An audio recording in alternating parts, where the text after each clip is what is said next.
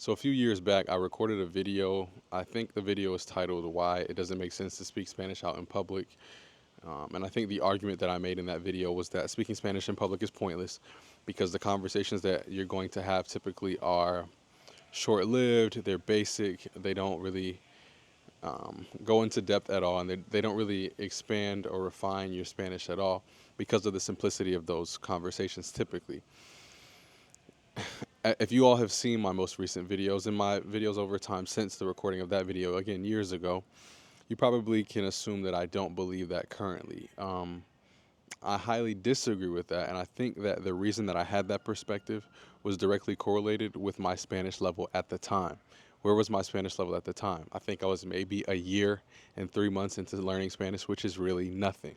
I am leaps and bounds above where I was then, right now, and as a result of that, I've noticed that when I go out in public and I speak Spanish and I use the Spanish language, the responses, the conversations, the connections that come from this are completely different. And so in this video, I'd like to talk about how you should go about speaking to native speakers in public if you want to practice your Spanish that way. I still do not believe that this is the most effective way to truly get practice in with the language. Again, even saying that at my level sounds weird. Getting practice in, it almost sounds manipulative, or just because at my level it's weird to say that for me personally. But I'm not completely out of touch with the language learning process, and I remember early on how important those casual conversations were. So in this video, I'm going to talk about some strategies, some look fors, some things that you can do to make sure that when you go out in public and you try to speak Spanish, it turns into a positive situation, you have positive outcomes versus the arguments that I made in my previous video about doing this, where I said it doesn't really, it's not a very fruitful pursuit. So all of my video ideas are typically sparked by something that happens in real life. I've been spending a lot of time, I don't know about a lot, but I've been spending a decent amount of time with my mom lately. And last weekend or the weekend before last, she and I both went to a graduation party for a family friend of ours, and there was someone there that was like an au pair, is the proper word for that, I think, for a family that attended the event. And this young lady, this woman, was from Nicaragua. Some of the other people that we know at the party, at the graduation party, were introducing us to everyone at the event, explaining who each family member was and all that. And then when they got to this person that I'm describing, this Nicaraguan, I don't know how to say Nicaraguan, Nicaraguense, Costarricense, I don't know. I don't know how to say Nicaraguan, I don't know. But this Nicaraguan lady, they introduced her and said, "Oh yeah, she's from Nicaragua. She just came. She's an au pair." And so my initial instinct was, "Ay me acerco," o sea, le hablo. And so I was like, "Será que debería hablar con ella? Like, should I go talk to her in Spanish?" Was the question, right? Should I go talk to her in Spanish? And the reason that I had to think about that was because of the factors that I'll reveal in this video. At the end of the day, I did go up and talk to her. We talked in Spanish a little bit and in English a little bit. It was a great experience. But again, I'm going to tell you in this video some things to look for when you're planning on doing this. Another situation that I can recall is we were on every year my family takes a trip to like Tybee Island, like southeast Georgia, to the islands, basically the coastal islands, and always there's some family out there that's Hispanic or Spanish speaking, and my family always is like, "Go talk to them, go talk to them," and I'm like, guys, it's not as simple as you hear them speak Spanish, go talk to them. There are some things that could go wrong or could go well. Again, I'm repeating myself. Let's get into the things that I want you to look for if you want to do this in public. So my first piece of advice, mi primer consejo, it's going to be bittersweet. It might be negative. Some of you may view this as a pessimistic way of viewing things. If you are a beginner, escúcheme. If you are a beginner, I don't think you should be going out in public speaking Spanish to strangers. Why is this? There are a lot of reasons why, but I'll go into the main two or three. Number one, it is extremely inconvenient for the other person. I know we think that everyone will be impressed, flattered, appreciative of the fact that you're learning their language. Guys, people are living their lives. People's parents are sick. People are in a rush. People have bills to pay. People's spouses cheat on them. People's children are disrespectful to them. People are dealing with things. And so, what you don't want to do, in my opinion, as a super beginner, even intermediate beginner, if that makes any sense, just a beginner, right? You don't want to be going around trying to have conversations that you can't even have with strangers, because it's not going to produce anything. It goes back to my point in the first video. You aren't going to really get true benefit out of that outside of the satisfaction that you might get from feeling like you were able to use some things that you've learned. Sure. So let's compare, right? You get that benefit. That's the one benefit that you get, because if you're a beginner, you're not going to be having deep conversations. You're not going to really be able to make true connections with somebody that you meet that way, because you can't communicate with them. That's the I'm jumping back and forth. I think I wanted to go over the good things. The good things are that you get the satisfaction of feeling like you've spoken the language. The bad things, like I was saying, are you're not gonna be able to really have good conversations. Um, and the main point I want to make here is that when you're early on in the language learning process, your ego, your value of someone else's opinion that's a native speaker of that language, it's elevated, it's amplified tremendously. Why is that an important thing to mention? If you get interactions from people because of your lack of speaking the language, if you get interactions that are somewhat indifferent, somewhat dismissive, somewhat passive aggressive, somewhat instances in which people kind of ignore you or shoo you away, that can affect your confidence in the language and your desire to learn the language. And what happened in that case, if that were to happen to you, is your lack of the language is what made them respond that way, not necessarily because the person is that way or something like that. It almost is as if when you speak at that level as a beginner,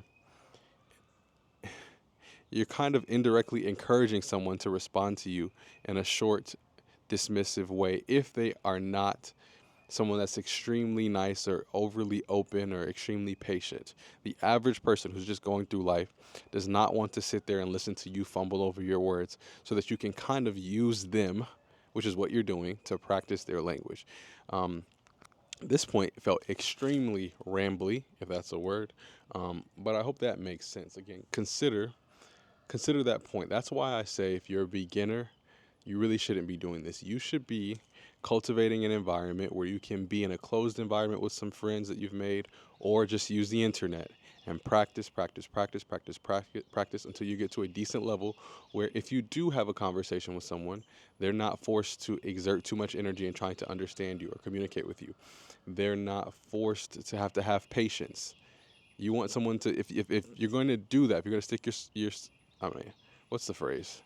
You're going to stick your head out there. I don't know the phrase. If you're going to take the risk of speaking with a stranger, you want it to be as smooth as possible. This was extremely rambly. Let's get on past the beginners, okay? If you are an intermediate to advanced learner of the Spanish language, here is what you need to look for if you want to speak Spanish in public with strangers. I'm going to move this camera just a bit. All right. What you want to look for is you never want to assume. You never want to assume that someone speaks Spanish based off of their physical appearance, okay? I don't want to get into the nuances here between, I don't even want to use the words because I don't want you guys to think about this delineation here, but there are a lot of people that you might assume erroneously speak the Spanish language, but they don't. Y también les da vergüenza. El hecho de que no hablan el idioma les da mucha vergüenza, les da mucha pena. Entonces es mejor que al inicio, si estás pensando en hablar con alguien en la vida real, en el público, en español para practicar, mi recomendación es que al menos trates de escucharle a la otra persona hablar el español al inicio. Again, you need to try to listen to the person speak Spanish first. Once you hear that they're speaking Spanish, that's your look for number one. Planes, give me 1 second. The next thing that you want to do, and again, this information is so that these interactions go positively, and it's also, I'm giving you a little guide here, a little toolkit to help you identify different things that will allow this interaction to go positively. In that vein, you want to look for somebody that seems like they're a pleasant person. I guess one could say we shouldn't judge, but sometimes people have a face that says, don't mess with me, don't talk to me. don't talk to that person. You could be wrong. That person could be extremely elated with life. But I found that people that look like they're upset might be upset. Okay, people that look depressed or look frustrated might be depressed or frustrated. So kind of alejate de esas personas. Okay, and so once you see that someone seems alegre, seems nice, seems open, simply walk up to them and say this: ¿Te puedo hablar en español? Or you can say, ¿Te puedo hacer una pregunta? Those two questions have done me no wrong. They've worked perfectly for me. De nuevo, ¿qué dije? Ah, te puedo. I can't remember what I said, guys, but I basically asked them one of two things. Can I ask you a question, or can I talk to you in Spanish? Te puedo hablar en español? Te puedo hacer una pregunta? And usually, what people respond with is, sí, claro, por supuesto, dígame. Or sometimes they're real chill about it and like, sí, dígame. Sí, papi, dígame. Así, sí. Like they say it really smooth and really cool. Um, so yeah, that's what I would do.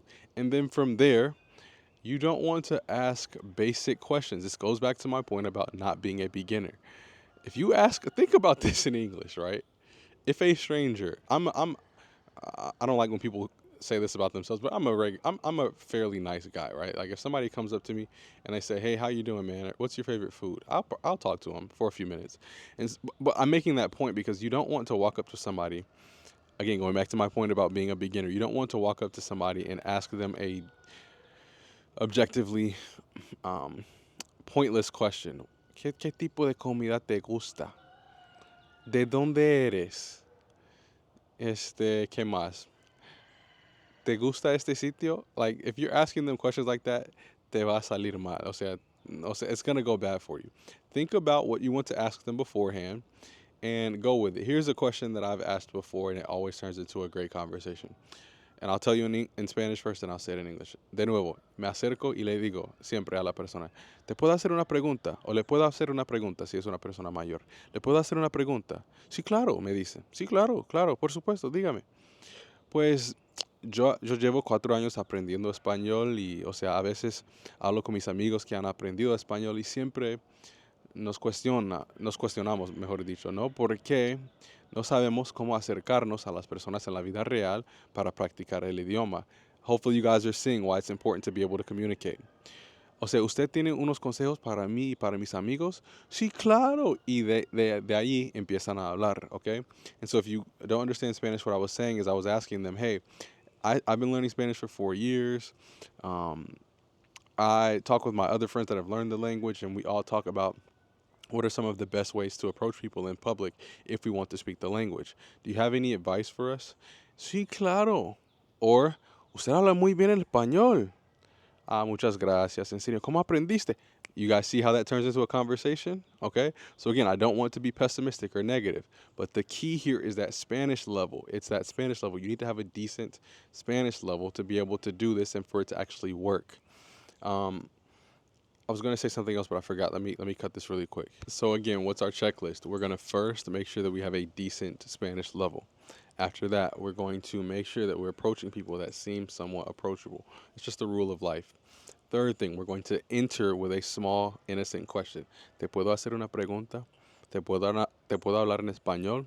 And then after that, we're going to communicate something that will lead the person to speak about multiple things. We're going to follow that up with questions. And I guarantee if you do this, what you will find is that you are going to make a lot of connections with Spanish speakers out in public. You're going to actually get legitimate practice in. You're going to develop more confidence in your ability to speak the language. You're going to develop more confidence just in general, approaching people in general.